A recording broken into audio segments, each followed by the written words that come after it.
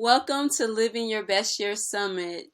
We searched across the globe to find you some amazing speakers in their fields. These speakers are masters in 6 different areas. We have psychic medium and intuition, spirituality, relationships, health and fitness, happiness and well-being, along with passion, purpose, and profit, all to help you find and identify your gifts and begin living your soul's purpose. My name is Naomi Horn, and I'm your host. I'm so honored to have interviewed over 30 amazing speakers who are willing to share their private stories, their proven strategies, and just to help you grow and heal in 2015. This is a free event, so please do not hesitate to tell a friend. And if you find something that moves you, you have further questions, or you learn something throughout this session, please don't hesitate to go to my fan page at facebook.com, Naomi the Educator. So I'm really excited to have a wonderful speaker with us today. Her name is Tammy Baliszewski. I hope I said that right. She has provided a free gift. It's a guided meditation. Also, the first 3 chapters of her book, Manifesting Love from the Inside Out. So please definitely go ahead and check that out by clicking the link that's provided below. It's my pleasure to introduce Dr. Tammy. She holds PhDs, 2 PhDs. She's a counselor and hypnotherapist, teacher, and workshop facilitator. Also, she's an accomplished writer and author. Her first manuscript, Manifesting Love from the Inside Out, is a spiritual, psychological self-help book that supports readers in coming into loving relationships with themselves so that they can live a more loving, empowered, conscious, and fulfilling life. Tammy's second book, Manifesting Prosperity from the Inside Out, was released in May of 2014 and is an Amazon #1 bestseller. Tammy assists participants in releasing blocks so that they might be more fully claim, embrace, and live up to their fullest potential. With clarity and compassion, Tammy helps those she works with tap into the profound states of inner wisdom and inspire states of creativity. Her comprehensive teaching style and teaching brings about transformation on the physical, mental, and emotional and spiritual level. Tammy is the host of Journey to Center, the #1 rated show on Empowered Radio.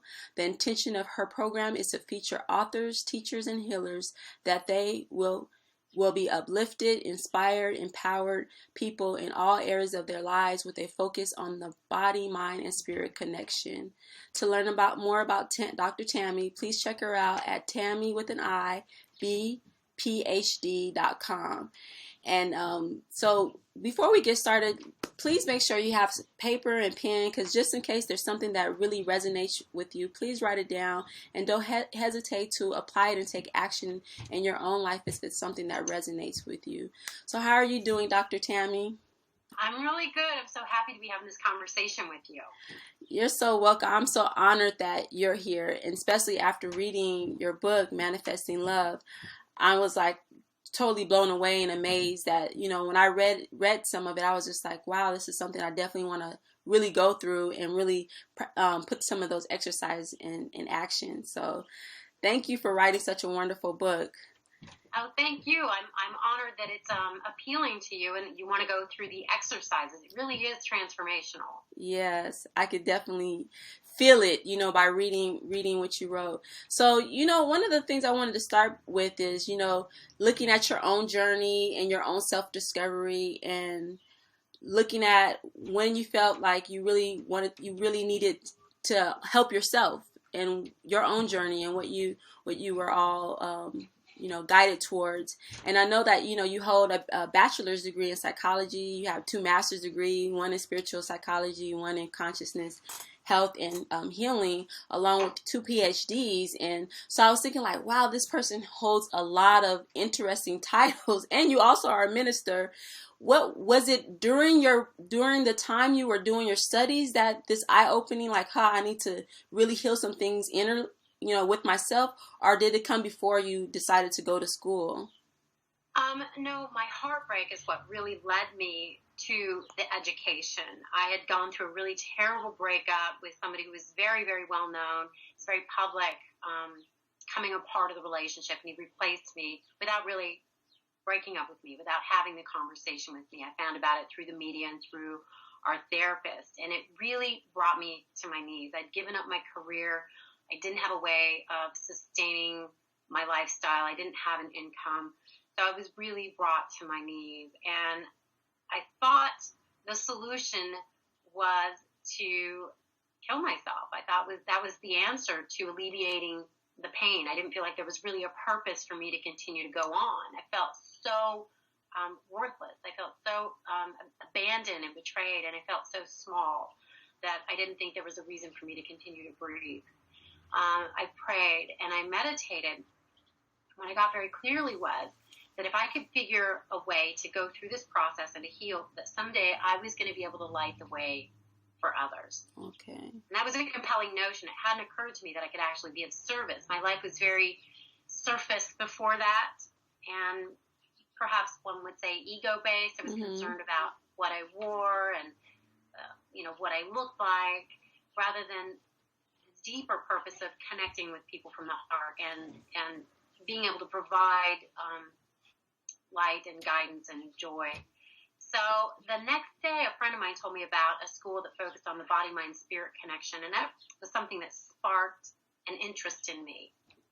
So it'd been a while since I felt that spark. So I went and checked it out and signed up immediately. And that started the whole journey of education. I started studying massage, craniosacral polarity balancing. One of the students told me about this hypnotherapy school, so I went and checked that out and immediately started studying hypnosis and astrology. And then one thing just led to another. And I've just loved getting educated in these different realms. It has been my passion. So how did manifesting love from the inside out come about? What guided you to write this book? Well, that's a good question. Again, I was involved in the entertainment industry, and I was doing a pilot for a television show, and it seemed to stall. There wasn't anything else I could do, and I was really frustrated about that. So again, I turned inward and prayed and meditated and asked the universe, what would you have me do? And one word fell into my brain: write. Write what? I'm not a writer. I'm an actor. I'm an artist. Write. I don't want to write. And this kept coming forward day after day. So I'm like, what do I write about? And what downloaded into my consciousness was write about what you know. And I thought, well, I don't know anything.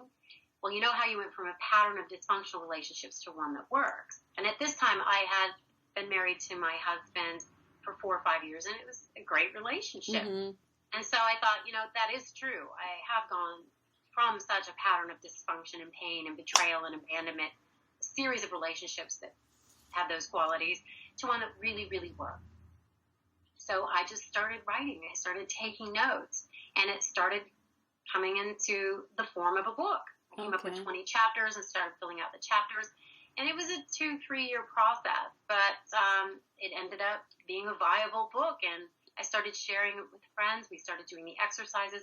I saw their lives started to transform. Their relationships started to transform. They started attracting these really wonderful men in their lives. And so I decided to go to print with it. Wow. And I'm glad that you did. One of the first things you talk about in your book is about, I guess, really looking at yourself and your relationship and how it's a mirror reflecting back at you. And I just wanted you to elaborate on that because, when I hear that, I'm thinking like, oh, mirror, a mirror. So if I tell a lie, that person tells lies, or, it's like whatever I'm doing, that person is doing. Can you just elaborate more on what you mean by that? Yeah, an analogy I like to use is an actual mirror. So we know if we go into a room and there's a mirror and we look in the mirror and we don't like what we see, we can get mad at the mirror. We can draw it with crayons or magic markers, but on some level we know that's not really going to help, right? We realize perhaps I need to make some adjustments in my diet. Maybe I need to work out a little bit more. And if we do this and if we're consistent, we look in the mirror again maybe a month later, things have miraculously transformed, right? Yeah. Well, our life is a reflection of our inner reality, of our thoughts, of our beliefs, of our feelings, and we do attract people who treat us like we treat ourselves. We also attract people that have parallel wounds. So if one is, for instance, a compulsive liar, they will attract other people who are probably compulsive liars. I really had to look at that within myself because my ex-fiance did lie to me a lot. Mm-hmm. And I thought, am I a liar? I had to really sit with that. And what came up for me was I was a liar. I lied to myself all the time, and I lied to other people. I would say I was okay when I wasn't. I would pretend that I was happy when I was sad. I did not tell the truth about how I felt and who I was at the deepest level because I didn't know who I was at the deepest level.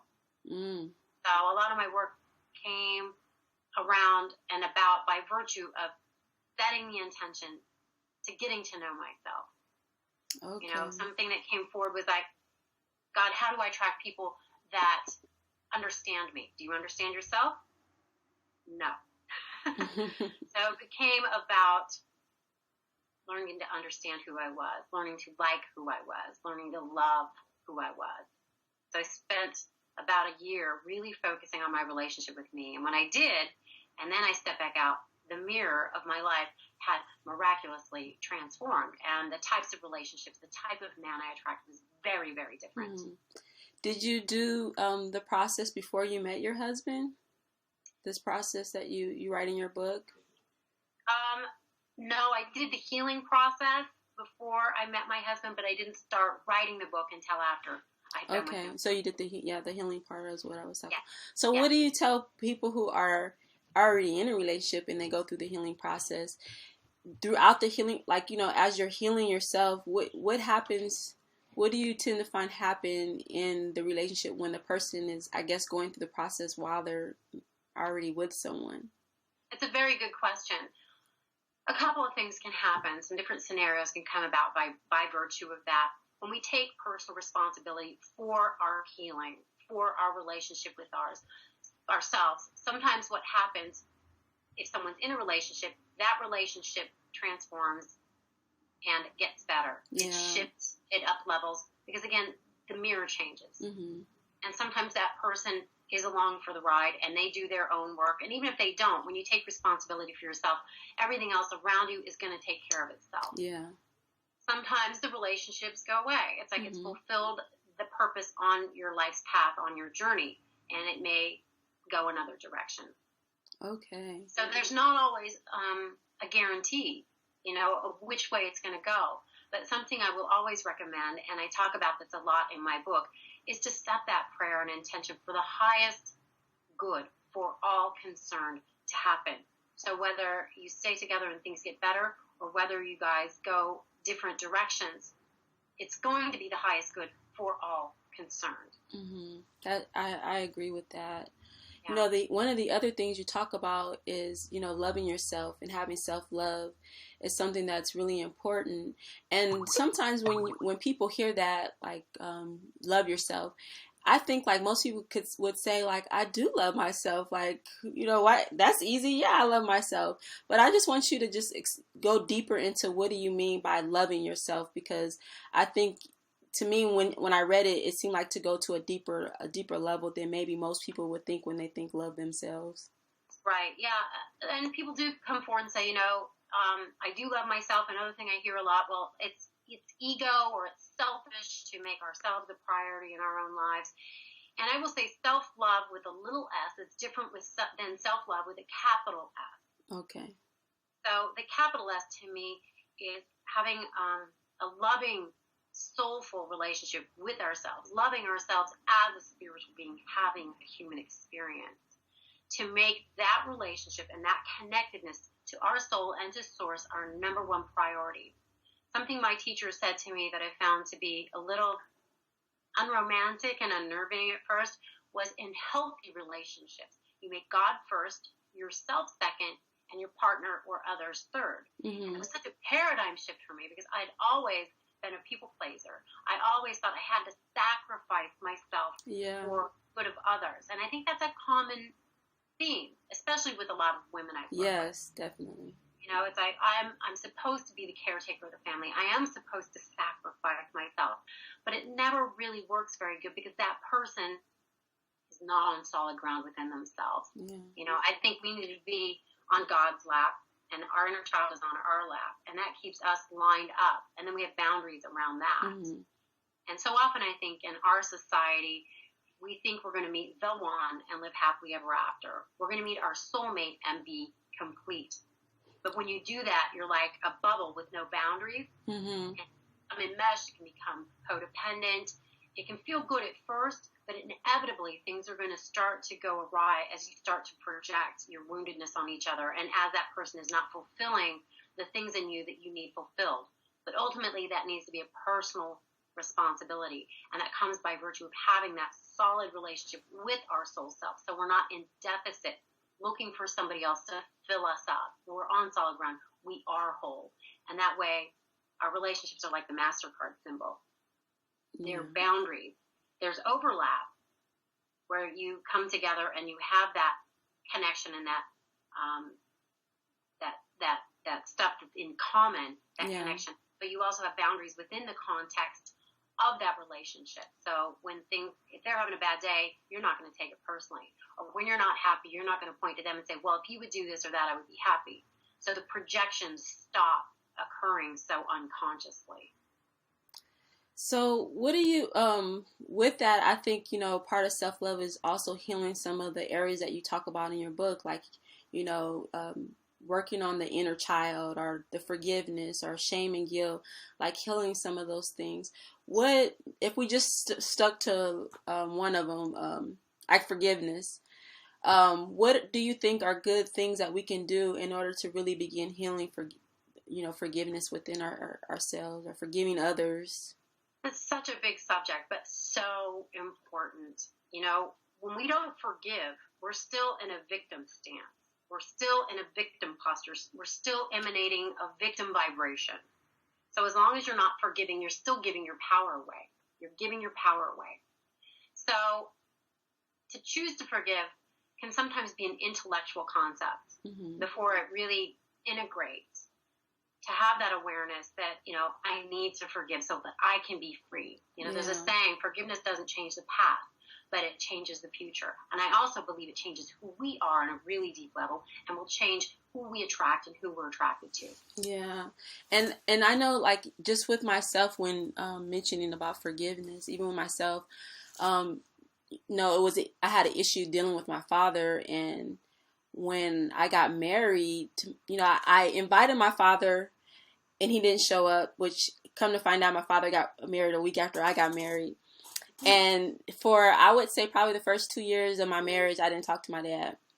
So I had watched this thing on Oprah Winfrey, and it was about forgiveness. And through that, I was like, oh, I have to forgive my father. Like, how can I ever have something good with my own relationship if I can't even forgive my dad? So I wrote my dad a letter. And I knew that my dad wouldn't open it because he didn't open anything I sent to him before. So I told him, like, I hadn't talked to him in a long time, and I told him, like, I want to talk to you. Can we meet? And I read the letter to him. And I thought by, you know, reading the letter, you know, I apologized for my part in the relationship, because it wasn't just my father. You know, once you become an adult, it's no longer just the parent. It's also what you bring to the table too. So I forgave him. He forgave me.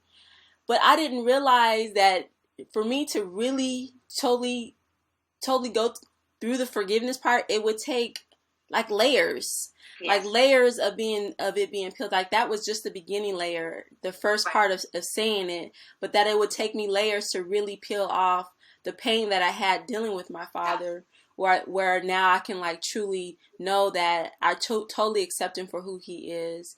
And when I first forgave him, it was like, I forgive you, but I didn't accept him for who he was, you know. And now it's like, it took a while, but then it was like, wow.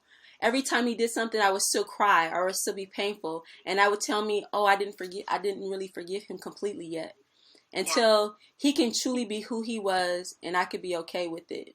And then I knew then that I totally gave him for, you know, the pain that I was feeling, because it wasn't really about him. It was about me releasing it and letting it go, you know. And it took a while. It took like years in order for me to completely release that. So, you know, you're right as far as, you know, releasing it. Definitely, it's like you getting your power back, you know. That's a good way of putting it. Yeah. That's true. And it can happen in layers. You know, it's rare that somebody forgives and it goes all the way to the core, all the way to the heart. It starts as an intellectual process. Yeah. And it's a journey. It's a forgiveness journey. And it's about getting free.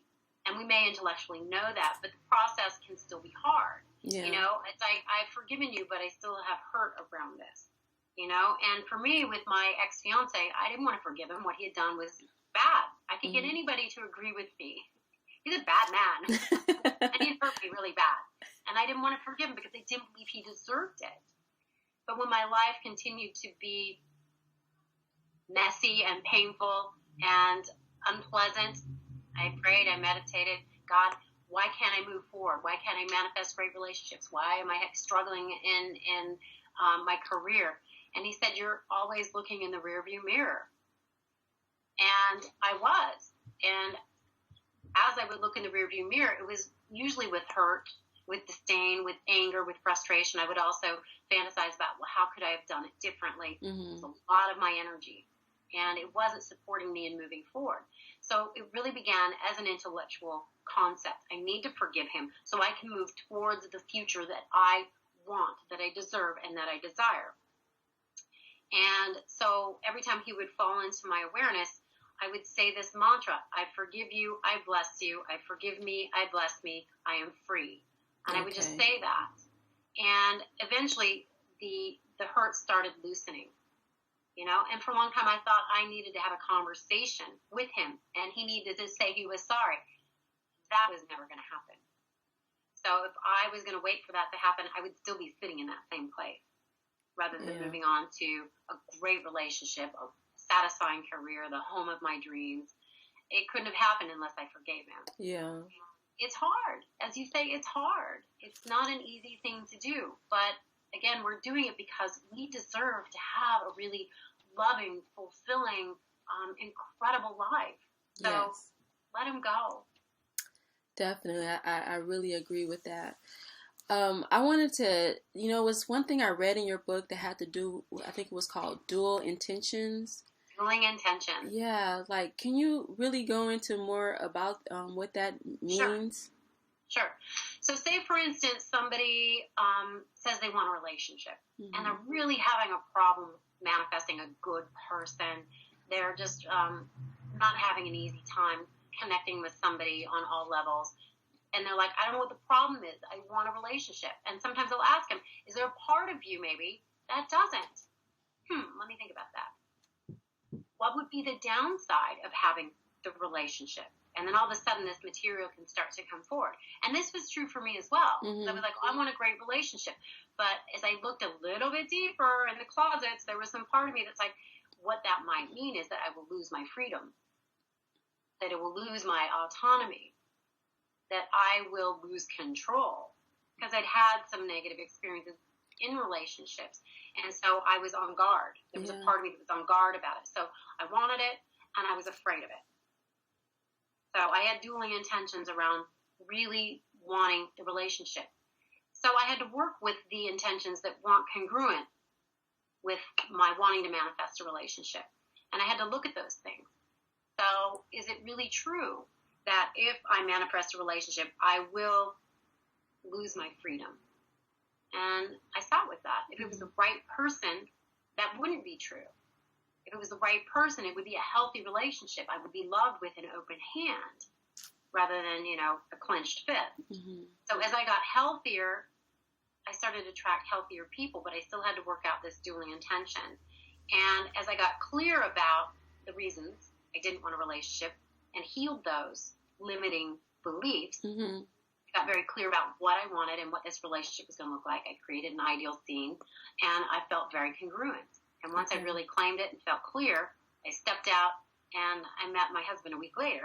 Wow. So it's about really getting clear with the dueling intentions so that you are congruent, so that you are whole, so that you are focused and you're relaxed and you're really ready. So yeah, those dueling intentions and limiting beliefs can hold us back in a lot of ways. So really pulling them out of the closet and looking at them, I think, is vital. Okay. Is that part of when you talk about looking at your thoughts, your emotions and your beliefs, and if they're not aligned, they become chaotic? Is that like chaotic in your thoughts or chaotic in like how you go about maneuvering? Yeah, In your it can create an inner chaos, and it may uh-huh. not be conscious. It wasn't for me until I really had to look, why isn't this happening? And I had to pull it out. There's always stuff in the subconscious mind that could probably benefit from being healed or worked with or brought out. That's why I Yeah. love the process of guided meditations. It's a way of opening the door to the subconscious mind and having that dialogue and that healing can occur pretty gracefully and easily through the process, you know. And often our subconscious mind speaks to us in symbols, not just words. It depends on what kind of person we are. Are we visual? Are we auditory? Are we kinesthetic? Yeah. But as we go into the deeper realms through meditation and guided meditation, information can bubble up from that still small voice within or the wisdom within and can be brought out. So it's sort of like if you have a house and you have a catch-all room, right? And you put all your garbage in there and all the things you don't want to look at in there. If you have a bunch of trash in a room in your house, it's eventually not going to be fresh. It's not going to smell good. It's not going to.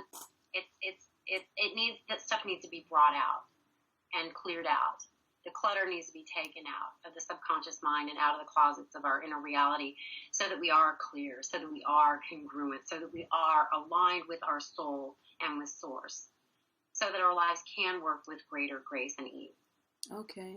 What do you think is based on your book? You have a lot of different exercises. What do you think is a good exercise to begin the process of that?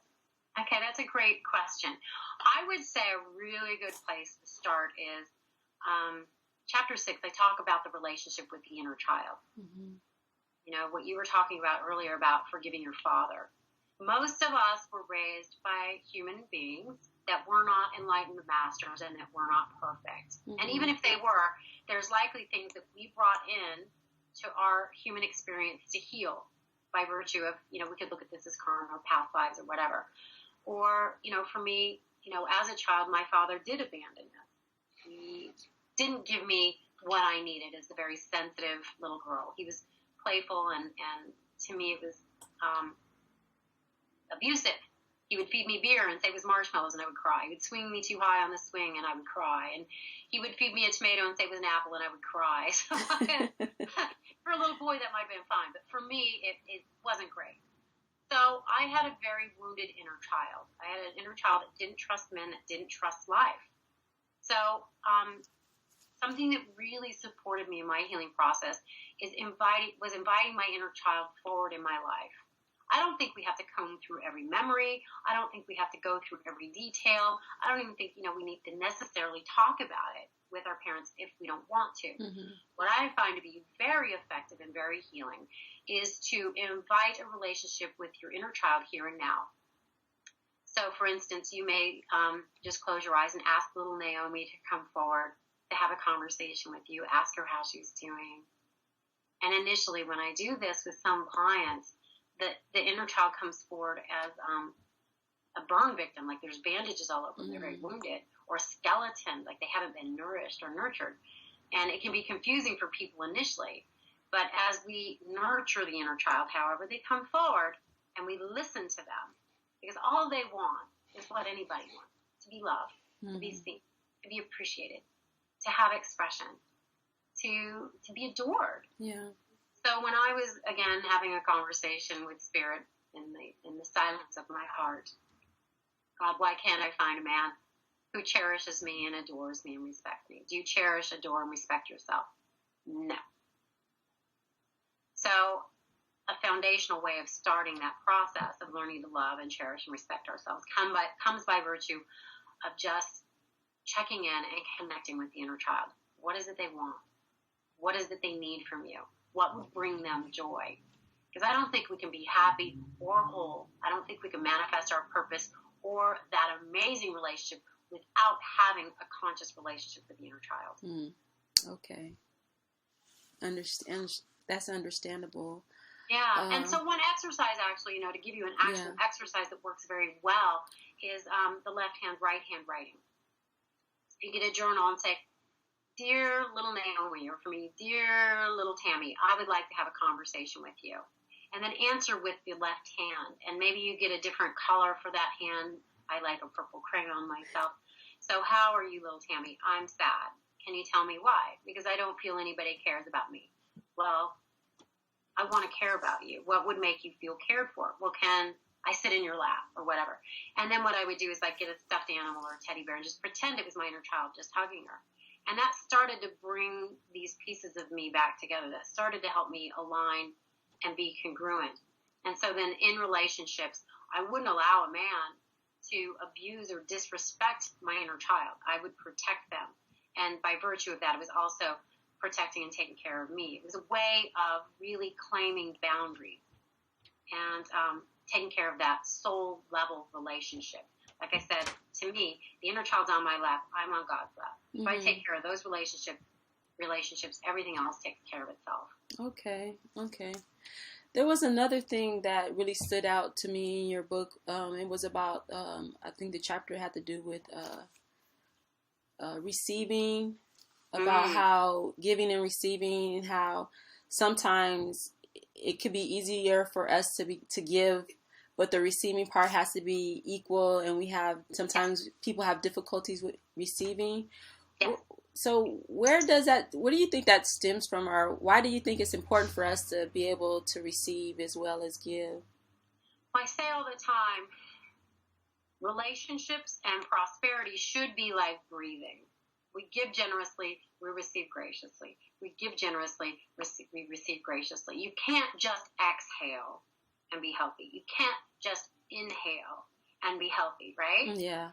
So something that I noticed in my life was I manifested a lot of takers. People that could take, people that literally stole from me, people that expected me to take care of them, but didn't really do much for me in return. When I realized, as I looked in the mirror of my life, that this occurred because I could give, but I could not receive. So I was going to manifest and attract people who could take, but could not give. It wasn't anybody else's fault but my own. I had to come into a balance where I could graciously receive. And for a lot of people, and again, I see this a lot with my women clients, occasionally with men, but really with women, that they can give, they can be emotionally nurturing, they can be caretakers and people pleasers, but it's harder for them to receive. So to learn to say thank you is so important. That, to me, cracked the door open to being able to receive greater things. So, again, I'm like, God, why can't I manifest a great man? Why can't I manifest a lot of money? Why can't I manifest the career of my dreams? You can't even receive a compliment. You can't even receive lunch from a friend without going, no, I'll take care of it. Yeah. So my homework became saying thank you. Anytime somebody did anything kind for me, if they opened a door, thank you. If somebody wanted to buy my lunch, my knee-jerk response would be, no, I'll get it. I'd take a breath. Thank you. If somebody gave me a compliment, I couldn't reject it or turn it away. I had to receive it. And not say something like, oh, no, you look beautiful. Oh, no, these boots, I got them at Ross for $10. Although I still do that a little bit. So to be able to just receive the small things with an open heart and gratitude creates that space within ourselves and helps us stretch into the place where we can start to receive more graciously the bigger things when they show up without becoming overwhelmed or putting our foot on the brakes. And again, I think part of the reason we have challenges receiving is because we don't know our incredible value and innate worth on a really, really deep level. We are extraordinary. Each and every one of us is an extraordinary aspect of the divine, a soul level expression of God. We are amazing. If we can really relax into that state, it becomes easier to be able to receive with grace, graciousness, and gratitude. Yeah, can definitely agree with that. The other thing that you talk about in your book is the importance of meditation. When it comes down to having a better relationship with ourselves, why is meditation important for us when it comes down to us having a better relationship with ourselves? Well, as adults, our brainwaves tend to be in the beta state, which is the monkey mind, which is great for focused intention, for focused work, for, maybe, your job or your career or driving or whatever. But it's also the state of fear and that busy energy. It's like you can't tap into the wisdom of the still small voice within if you don't allow those beta brainwaves to go on a vacation. So to be able to just take some time out of your day, 5 or 10 minutes a day, where you're just allowing yourself to breathe, it can start to smooth out the beta brainwaves, so they go into the deeper alpha and theta state. Okay. If we can spend 10 minutes in that state, it's sort of like a cork that rises to the surface. Okay. We start to rise in our vibration. And it's also the incredible state where we can hear the wisdom of the still small voice within. When people say to me, well, how do you hear God's voice? How do you hear the wisdom or suggestions or messages from your soul? It's by virtue of spending 5 or 10 minutes and letting my beta brainwaves relax, and then asking my heart or my higher self or source the question that I want the answer to, so that I'm not getting the message from that conscious, busy, fear-based mind, but from that love-based, peaceful, connected energy of the heart and the deeper meditative brainwave state. Okay. So do you feel it's good to go in, have a question that you ask ahead of time before you go into meditation, or just go into meditation and look and wait to see what comes from there? Well, and there's no right or wrong way to do it. Sometimes I will have questions. I'll be really confused or confounded about certain things, and I'll write questions. And often the way I like to start my meditation is to pray. You might have heard the saying, praying is like talking to God. Meditating is like listening. So literally it'd be like picking up the phone. I'm saying everything I want to say. And then after I have expressed everything I want to express, I just listen. I get quiet. And I can't really hear the wisdom until my mind gets very still. So then once it gets still, I can ask whatever question I want. But sometimes I will not go in with any question. Maybe I'm just feeling good and I just want to feel better. So I'll go into that relaxed state, and sometimes I'll ask, what would you have me know? Okay. And information can bubble up. It's like pay more attention to nature. Something I got the other day that I thought was so interesting is like, God, what would you have me know? Be more. Be more? You want me to be more? How do I be more? No, be. Be in your beingness more. I was like, interesting. Not do more. Yeah. Be in your beingness. And I guess, Eckhart Tolle would say that's the power of now. To get out of your monkey mind and just be in the present moment, because there's always magic going on around it. Yeah. But if we're so busy in our brainwaves, in our brainwave state, in our fear, we don't notice the synchronicity. We don't notice the miracles. We aren't in our open-hearted gratitude for the incredibly beautiful day and the hummingbird that's out our window, because we're not seeing it because we're so busy. So it brings us more into our presence, and the presence of the divine by virtue of the meditation. So whether things are good and you want them to be better, whether things are bad and you want them to be good, meditation has always, always, always supported me. That's well put, because definitely I do that. I do it like an affirmative prayer first before I go into meditation. So well put. And there's like you said, there's different ways. Sometimes I do a guided meditation as well, depending on what it is that I'm working on within myself. So you're right. I guess it all just depends on what the reason or the purpose for the meditation is. So we're getting close to almost the end, but I have like 2 more questions that I want to ask you. So the first one is,